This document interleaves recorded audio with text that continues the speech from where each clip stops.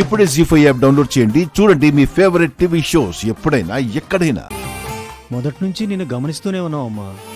నువ్వెప్పుడు అందరి గురించి ఆలోచిస్తూనే ఉంటావు.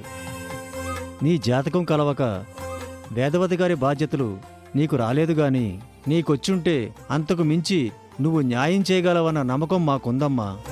నా మీద చాలా నమ్మకం ఉంచినందుకు చాలా సంతోషం బాబాయ్. ఇక మేం బయలుదేరతావమ్మా. మంచిది, క్షేమంగా వెళ్ళండి.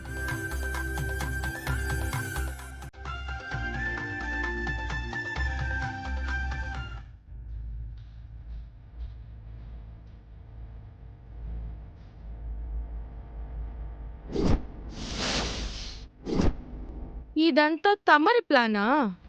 యా, పెళ్ళైన ఇన్ని రోజుల తర్వాత వీళ్ళకి ఇంత ఇంట్రెస్ట్ కలిగిందేంట్రా అని నాకు అప్పుడే అనుమానం వచ్చింది గాని అందరి ముందు బయట పడలేకపోయాను. చెప్పాను కదా, నిన్నంత తేలిగ్గా వదలను అని.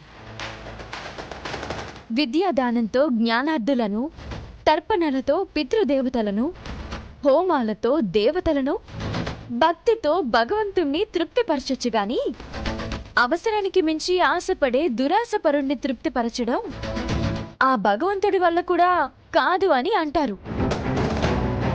నువ్వు కూడా అలాంటిదానివే. అందుకే నీది దొంగ జాతకం అని అందరి ముందు తెలియజేయడానికి రేపు ఆ కార్యక్రమం జరిపించడానికి శ్రీకారం చుట్టాను. ఈ కుటుంబం సాధారణమైన కుటుంబం కాదు.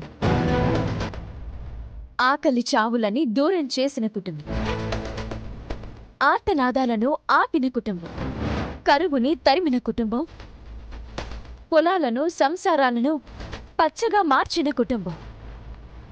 దైవం మానవ రూపంలో ఈ వంశంలోని మనుషులతో కొన్ని పనులను చేయించుకోవాలని అనుకుంటుంది. అందుకు ఎంతో భక్తి శ్రద్ధలు కలిగుండాలి. నీకు అర్హత లేదు. నువ్వు ఆ దైవాన్ని సైతం మోసం చేసొచ్చావు. అందుకే నిన్నీ కుటుంబం నుంచి తరిమేయాలి. అదే నా సంకల్పం.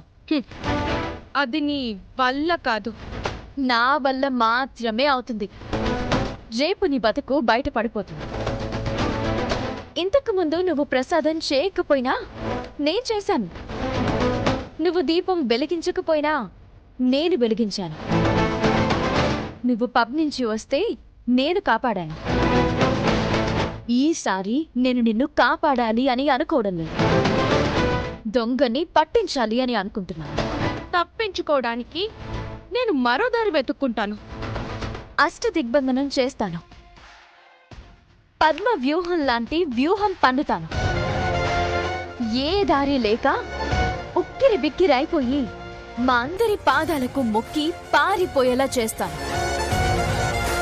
ఇది అవని మాట కాదు నిహారిక, ఆ అమ్మవారే నాతో పలికిస్తున్న మాట. ఖబర్దార్.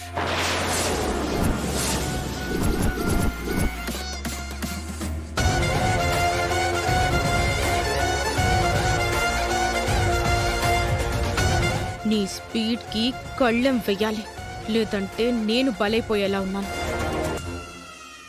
జీ5 యాప్ డౌన్లోడ్ చేసి అన్ని ఎపిసోడ్స్ పూర్తి ఉచితంగా చూడండి.